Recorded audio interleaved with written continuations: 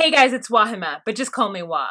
Melanated! Welcome to another episode of 90 Day Fiancé Before the 90 Days. This is episode 8, Unexpected.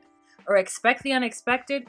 Girl, every time. Welcome to another episode of 90 Day Fiancé. This is Before the 90 Days, Season 2, Episode 8, Expect the Unexpected. This episode should have been called I Don't Knows and Insecurities because this episode was boring AF and all it did was highlight what the couples don't know about each other and their insecurities. Because I feel like this video won't be longer than 20 minutes, I'm gonna have to talk about every single couple, and that includes, Jesse and Darcy.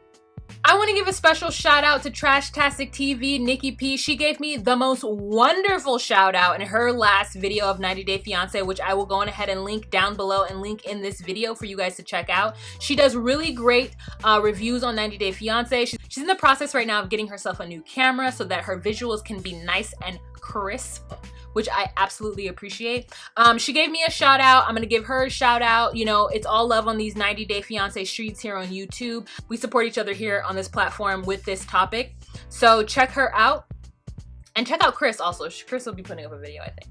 Okay, so where we left off is he got to the airport, hooray. So it's been a couple of months and Darcy and Jesse have still been talking, but they've had like this weirdness in their relationship, being so far away from each other. And I guess Darcy's starting to pick up on something a little odd with Jesse. And all of a sudden he contacts her and tells her that he is coming to the US. So girl has to get ready. She gets her hair did. She goes and sees her cousins, got her hair did. Then she went and got her teeth fixed. And then, you know, it looks like she got a little boob augmentation because by the time she was in that white dress ready to meet him, girl, she was stacked and stacked high. You know what I'm saying? I'm always there for Darcy because I want her, because I think of her as being a strong woman and a woman who has her own business, and I only want the best for her and I root for her, but she just continuously lets me down with her fantasies of what her and Jesse are supposed to be, her false expectations, her unrealistic expectations, like everything surrounding Jesse and their relationship it's just sad.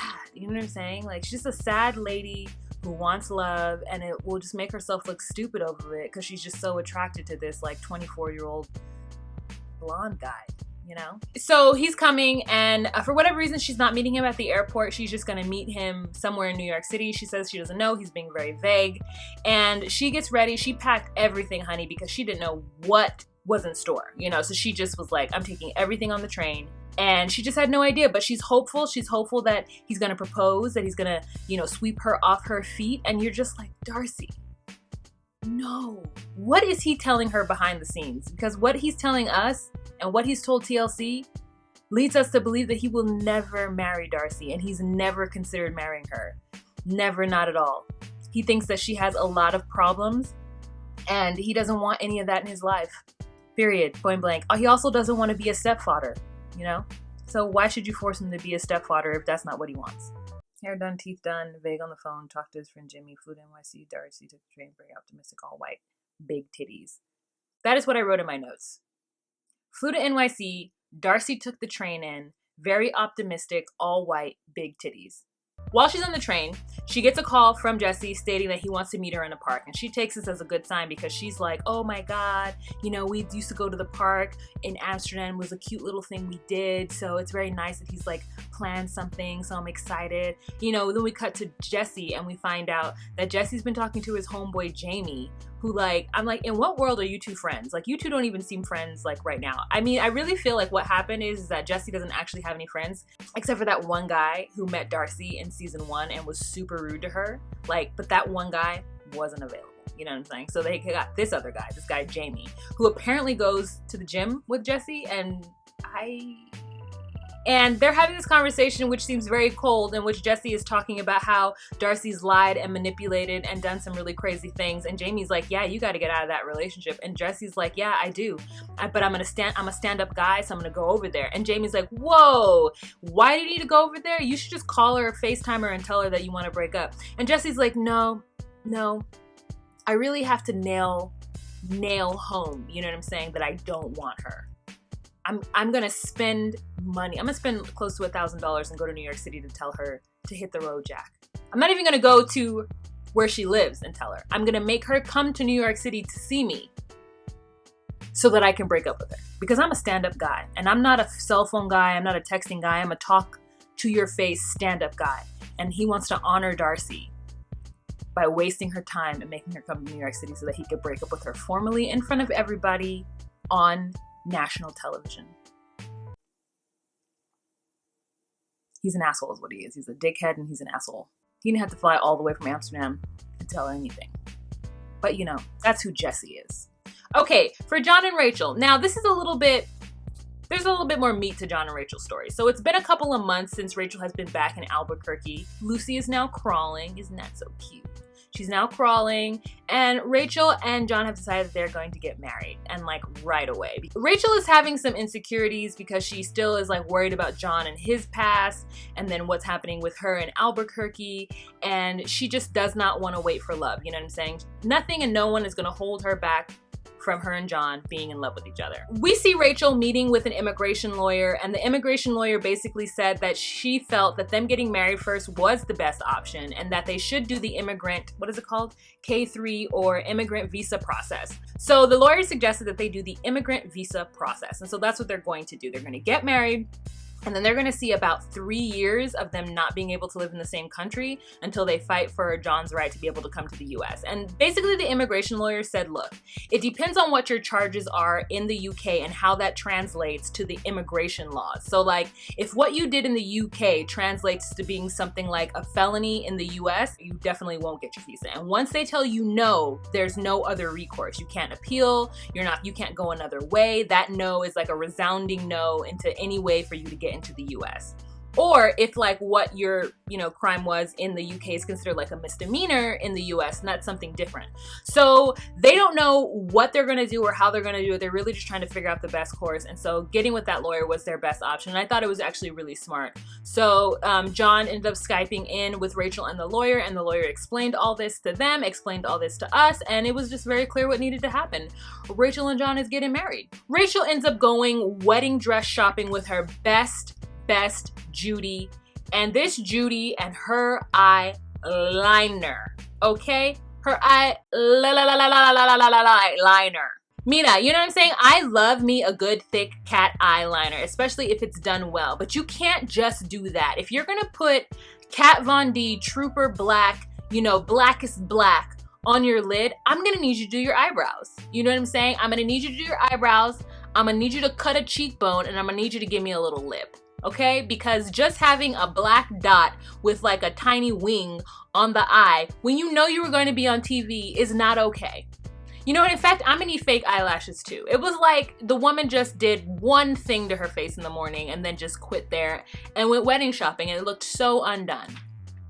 Even though the best Judy was really, really great with Rachel, and I felt like Rachel had the support that she needed, but Rachel is going through it, girl. The insecurities of Rachel trying on these dresses is out of the park. She wouldn't even come out. And in fact, when she did come out, she had a tank top on, like a black tank top. We couldn't even really see the dress because like she was like wearing clothes underneath the dress. So Rachel's feeling insecure. She says that she's seen pictures of John's ex-girlfriends, which God knows why that happened. And she just feels like she doesn't make the cut, that she is not what he normally wants. And she's way heavier than what she once was. She's talking about she used to be 105 pounds. And I'm like, baby, you can't compare your pre-baby self to your post-baby self. You've had 2 kids, girl. You're never gonna see 105 pounds again. If you didn't get back to 105 pounds after that first child, you are never going to see 105 pounds again unless you really put your foot in it. So stop crying about it and just embrace the body you have now. Now, I know it's easier said than done, but girl, we were all living in those of us didn't even have babies and we're living in our post-baby body. You know what I'm saying? I'm living my post-baby body and I've never been pregnant at one time in my life, okay? So let's just go ahead and let that go. You found a man who loves you. He loves that booty. He loves everything about it. So let him love you. Let him love you and look for a wedding dress that you look good in. So she ended up finally finding one dress that worked for her, and it was beautiful, girl. It accentuated and hid everything that she's insecure about, and I was here for it. I also want to talk about the hair of the woman at the wedding shop. It was a bird's nest, and I knew what she was going for, but I'm like, why didn't you do the whole thing? It was definitely a There's Something About Mary moment, and I wasn't feeling it. The only thing I kept thinking is like, what kind of hairspray is that? Like, why did she just choose to do that one part? It was like she wanted to do those waterfall bangs and then just stopped and left the house. It was weird. And Lucy thought it was weird too. Okay, so then the dress that she finds that looks the best on her is $750, and she's just like, wah, wah, can't afford it. And I'm just like, girl, what's your budget for this wedding? Like, $750 is that a lot for a wedding dress? I feel like if it's under $1,000, it's cheap, bro. I don't know about weddings, though. I mean, I guess $750 is a lot, but the dress looked really good on her, and like, you know, she was talking about how her and John live paycheck to paycheck and they couldn't afford it. And I'm like, so many people live paycheck to paycheck. Just get a credit card. Why can't she just get a credit card? Like, I don't get it. You know, I get people are scared of credit cards, but like $750, you could pay that off in less than a year. I mean, I don't know your life. I don't want to talk about people's finances because I know somebody's going to be in the comment section all hurt talking about you don't know the struggle. I don't know they struggle, but get you that wedding dress, girl. Get you that wedding dress. The TLC checks will make up for it. You know what I'm saying? They got a whole Instagram about follow our love or like our love is whatever. You know what I'm saying? Like, come on. Those two will be able to afford that dress. I need her to put some money out on faith and get that dress for herself. And then none of her family can come to the wedding in England. Isn't that crazy? And her ex-husband won't allow her daughter to go to England for the wedding. Her relationship with her ex-husband must be terrible because why wouldn't he let his daughter go to her mother's wedding? Does he think that she's just gonna steal the kid and stay in the UK? Is that their relationship that tumultuous where he thinks that she would do that? Or he just really is a hater and is an awful person? That's crazy. I mean, I'm really sad for Rachel that she has that relationship with her baby daddy because, like, that sucks, bro. He won't even let the girl go to England for the wedding. And none of her family can go. I mean, how expensive is it to fly to... Okay, look, I know the tickets, what? They must be like $850 to get to the UK, but you could get a deal. I know people who've gone to the UK for less than $850. And then what about, like, can't you say with, like, John's family? Like, isn't there, like, a motel? Like, couldn't arrangements be made? Y'all couldn't go and see your girl get married? The struggle is real in Albuquerque. Your dad can't even make it to the wedding to walk you down the aisle? That sucks. So that is the end of John and Rachel. I really hope that there's, like, one person from her side of the family that can make it to London to see her get married because... that is so sad. And you know, like, why would she want to go to this wedding surrounded by all of John's friends who don't want them to get married, who've basically told her to run for the hills screaming? Like, she's not going to have one person there on her side that has her back but John. All right, so the next couple that we're going to talk about is Hazel and Tariq. Oh my God, thank God they're back. I mean, we just needed them, right? Okay, so in this episode, Hazel and Tariq are going to El Nido. They're leaving Manila behind and leaving Dean behind because his big mouth always talking mess about Hazel. And so they go on this romantic time, and Tariq is really concerned with Hazel and how unaffectionate she is towards him. Like, he just really wants to be hugging up and squeezing up on her, and she's just like, basically, I don't know you, you're not my husband, and so it's not happening. And it's like, he's not aware of why she doesn't want to do these things. She's only telling us in the confessional why she's not doing it, right? She's saying because she's not his wife yet. And this is what's happening. This is what I really believe. I believe that Hazel doesn't want to have sex with Tariq because she wants that ring first. And not because she's on some kind of Christian moral high ground. This because she's on some smart, I need to get out of the Philippines hustle. So you not getting nothing unless you give me a ring. Unless we get married. No milk without buying the cow first. Period. The only thing you can do is pet the cow. Okay? They get to the spot and Tariq is really happy and he's like, look at these white sands, a beautiful beach, like, you know what I'm saying, let's have a great time. And she's like, okay. And then they go running out into the rain and get all soaked and it's cute and they have a good time and they get back to the hotel and she's got sand all over her face and he's just like trying to make his move and he's like, ooh, can I have a kiss? Let me get that sand off your face. And then she's like, okay, and goes into the shower and closes the door and like is in there. And then while she's in there, he has a conversation with the cameras and he's like, look at this ring I bought her. And I don't know if I want to give it to her because I feel like there's this like little nagging thing in the back of my mind that says, don't give it to her. And I'm like, yeah, don't give it to her because this is not real. And you know it's not real. You know she doesn't really love you. Now, if you're okay with the fact that she doesn't really love you and that, you know, eventually you will just get what you want if you give her what she wants, then that's okay. But I think Tariq really does want at least some kind of genuine love from her. And I think he's going to be disappointed. But, you know, who knows? So the next day they go on a boat trip. Apparently she's never been on a boat.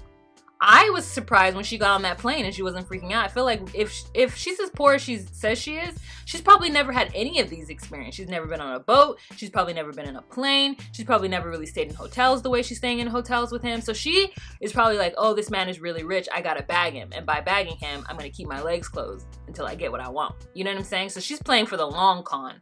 You know, she's holding out. They are on this boat and neither of them know how to swim. So it's a moment of them, you know, being cute together. So when they get to the spot where it's like against gentle waters, they get into like a canoe type situation. They have to like row themselves to the shore. And it's a fun little exercise. They end up running into a rock, but you know, it's fine and it's cute.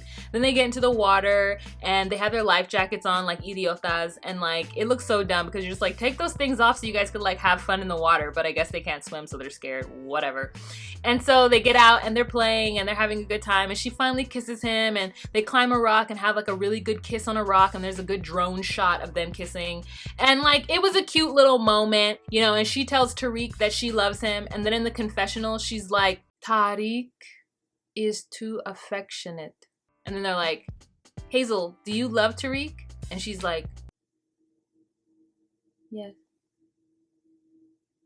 I mean, it is the most quietest yes I've ever heard anyone. It's like she didn't even move her mouth to say it. She just let sound come out of her teeth. You know what I'm saying? Like sound just blew by her teeth and made a sound that kind of sounded like yes. And then she looked left and right.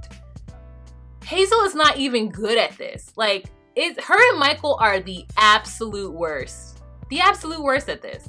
Speaking of Michael, let's move on to Angela and Michael. Okay, so in this segment, it's all about apologizing. Angela is just still pissed. She slept by herself last night. She said she doesn't know where he was, but she didn't sleep with him. And she's just mad. Her trust in him has gone down the potty hole. It has gone down the potty hole, never to be seen again.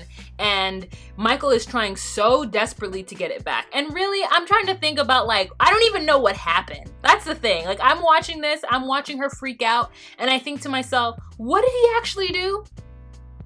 What did he actually do? It is so unrealistic for Angela to expect Michael to be celibate, especially in the very beginning of their relationship. And so just because he lied about it, like who cares, Angela? And now she's like, oh, the spark is gone, the magic is gone. I don't know if we could ever get it back because I don't trust you, but I love you with all of my heart.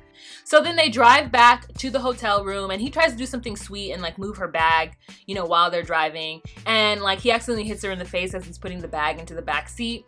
And she's acting like she's gonna get a black eye from it.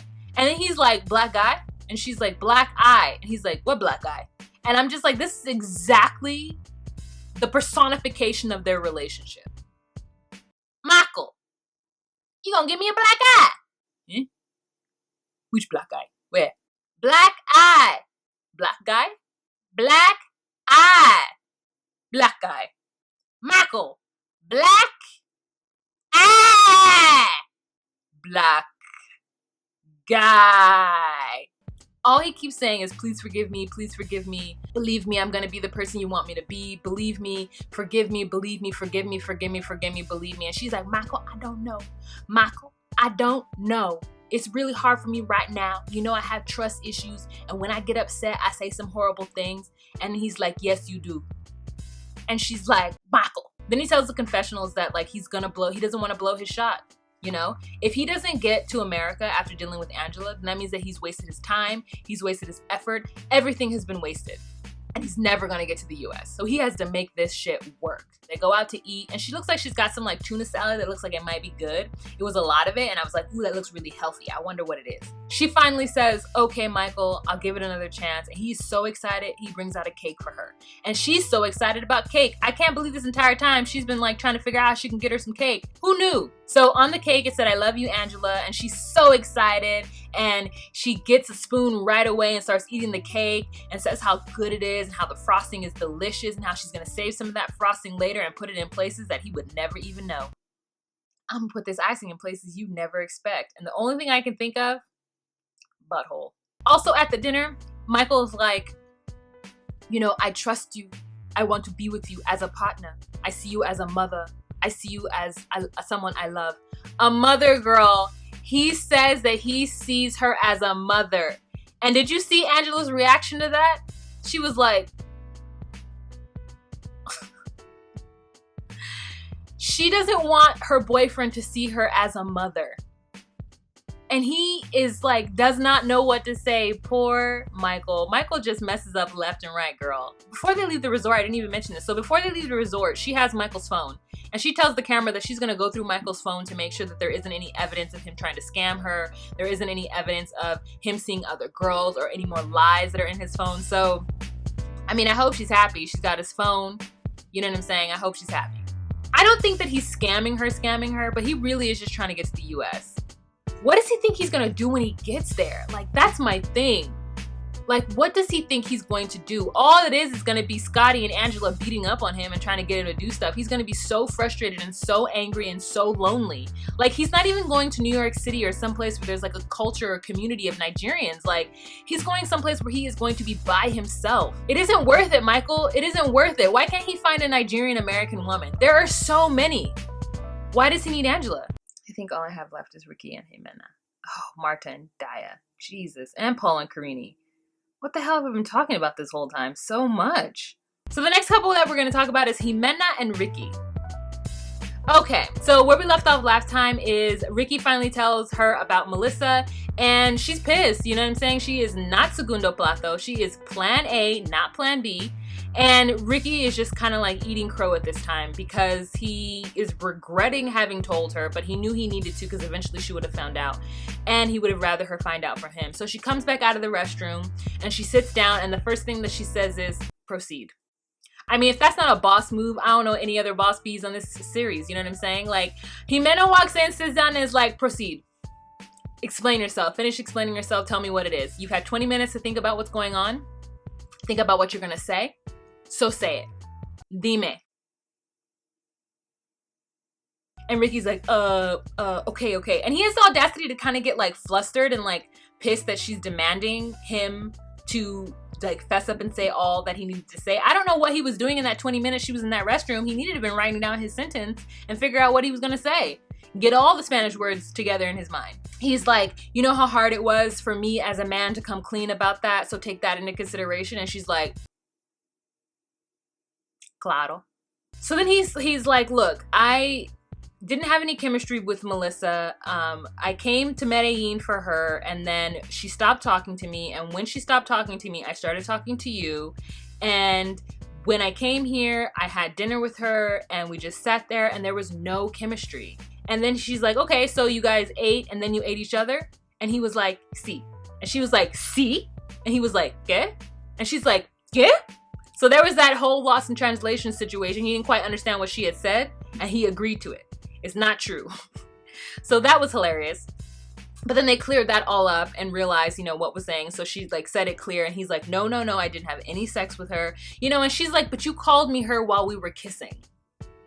And so that's really in her spirit. It's really in her mind. And like, I get it.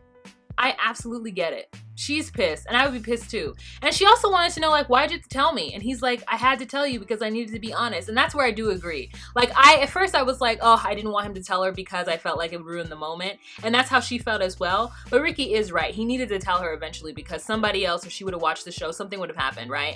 And he just needed to come clean with it. And I think it's better in the very beginning than any time after that, right?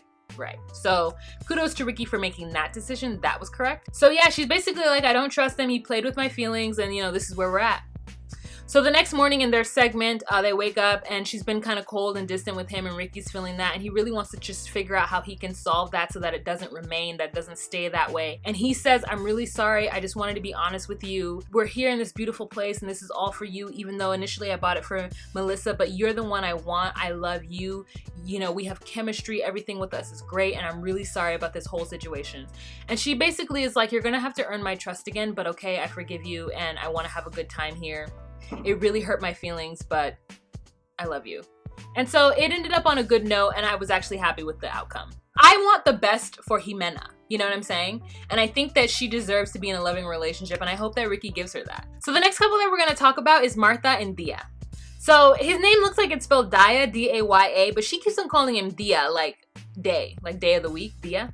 So I don't know if she's just like calling him Dia for short because his name is D-A-Y-A and she's going D-A-Y and then translating that into Spanish. You know, we will never know. But she's getting ready to go to Algeria. She's packing her bag. She has her daughter in there to help her pack. She's like, I'm packing. It's a week early and I'm having a little bit of stress because I didn't realize I was going to have to get a visa to go to Algeria. And I'm just like, girl, you didn't do no research.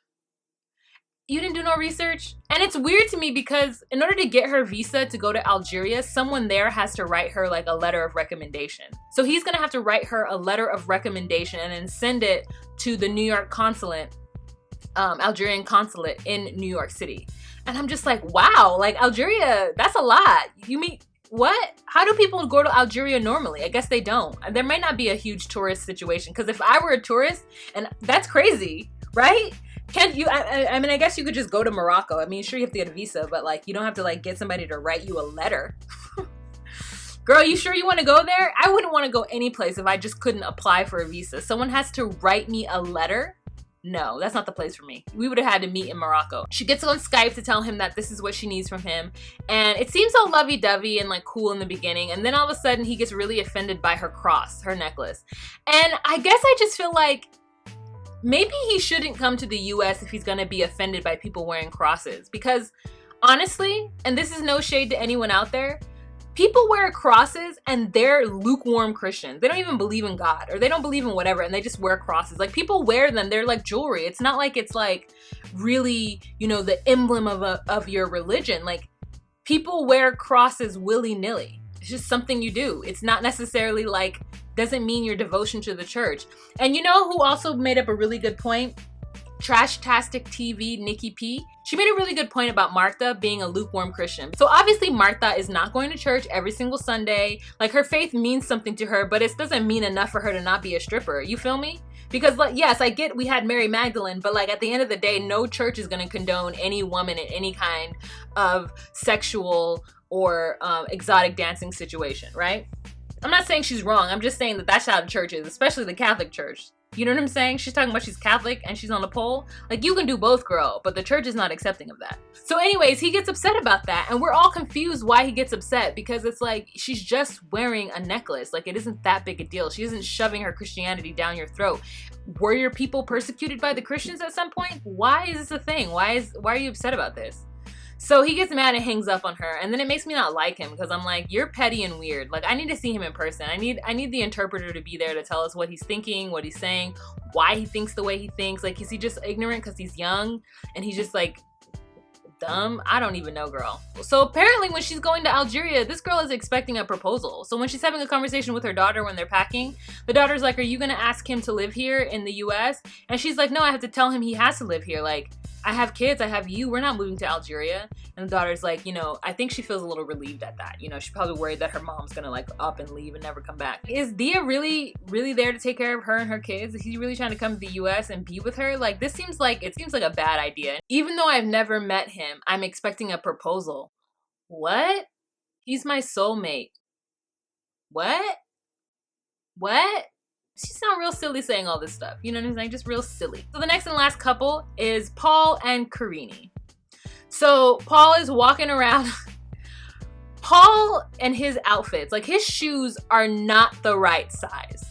They are not his size. His whole entire, like, I can't. So he's got his backpack on and he's going to the cafe to have a conversation with his mother. His mother's been worried about him because while this is all going down with Carini, he was texting her, telling her how he was feeling. And mom is like, you need to get up and leave. Like, divorce and get out. And he's like, Mom, what do you think I should do? And she's like, I already told you what you should do. Leave. Come back home. You tried it. You did your best. You gave it the good old college try. It didn't work. Come home.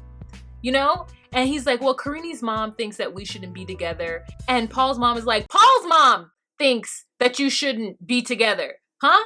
Paul?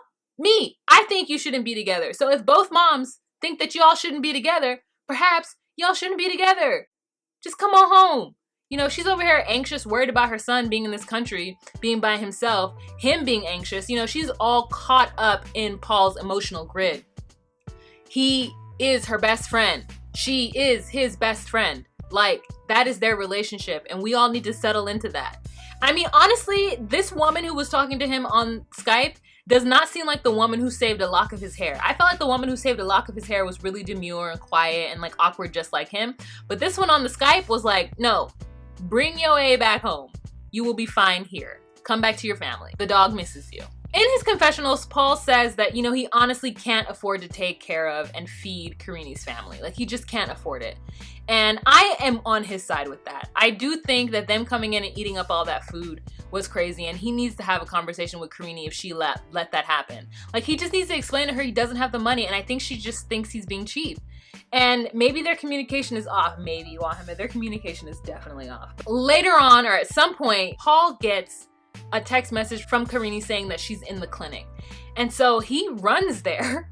He runs to the clinic, y'all, runs up these stairs looking like a lunatic. Like, it is so funny. His run is so funny. He's like, and then he like runs up the stairs. If I can get a clip of it, I will definitely get that clip. Paul gets to the clinic, he goes in and they sit next to each other, and it's a little awkward because Carini's mother is there as well. They go into the doctor's office. The doctor basically explains what's going on, and Paul has to take out his translator app in order to be able to communicate, and then they run the test, and the doctor says it'll take 2 hours. So in that 2 hours, they go and they sit down in like the town square, and they have like a little snack or whatever and talk about the future. And basically Carini's like, she doesn't even know if she wants to be with Paul. Carini's mom is definitely like, you don't need to be here, you can go back to the US and we'll raise this baby with love. Like, it doesn't even matter that it's your child. And Paul is starting to feel like he's being pushed out, you know, and he's really worried that they're going to decide that they don't need him and not allow him to see the child. And I would be worried about that too. It seems a little extra for them to decide that like he doesn't need to be a part of the situation when he absolutely does. And I feel bad for him in that moment because it is his baby at the end of the day. Like, even if he doesn't work out with Carini, like, it is still his baby, and like he needs to make arrangements to go back and forth to Brazil or have the baby go back and forth to the US. So I hope something like that happens, but Carini's mother is not here for it, child. Not at all. So they get a call and they find out that she is 4 or 5 weeks pregnant, and he's like, you could knock him over with a feather. He's so shocked. Like, he didn't think it would happen, I guess, that fast. I guess since they were having unprotected sex, duh. But you know, Carini wanted a baby. She told him before the wedding that she wanted the baby and the baby would make the situation better. God, her skin is so terrible. Like, I just want to like send her some like different gel. Like, you know, and the reason why I say that is because she wasn't like that when we first met her, and now she is, and I'm just like, girl. But maybe it's because of the baby, you know? It's got her all jacked up. This baby got her all jacked up. All right, you guys, so that's the end of this episode. Go on ahead and leave your comments down below on what you thought of this episode. I thought it was relatively boring. I'm really actually shocked this video is as long as it is, but I tried to make something out of nothing, girl, because that's what we do. Keep y'all entertained. If you like what I do here on this channel and you'd like to consider becoming a Patreon patron, please click the link down below. Don't forget to check out Trashtastic TV with Nikki P. She's going to be putting out her videos later on in the week. I really do like her perspective. And also check out Bondi. I don't know if you guys know who Bondi Blue is, but Bondi Blue does 90 Day Fiancé along with a myriad of other reality shows. She talks about a lot of shows on TV. So if you are into TV reviews, go on ahead and check out Bondi. Nikki P is great. Like I said, it's all love here. Like I said in my live feed, it's all love here on these YouTube streets. I don't care who else does 90 Day Fiancé. I want everyone to do well. I want everyone to do their version of it. And it's really great to see people express themselves in different ways talking about the same show that we all love. And obviously don't forget to check out my girl Chris. I don't know if she's gonna have her video up by the time I get my video up, but if it is up, it'll be linked up above and it should have slid across your screen already. So check out Chris's video. She always has a slightly different perspective than I did. We both thought this episode was boring, so I want to see what she does with her video. Remember to be you, be true, and find your place. Bye.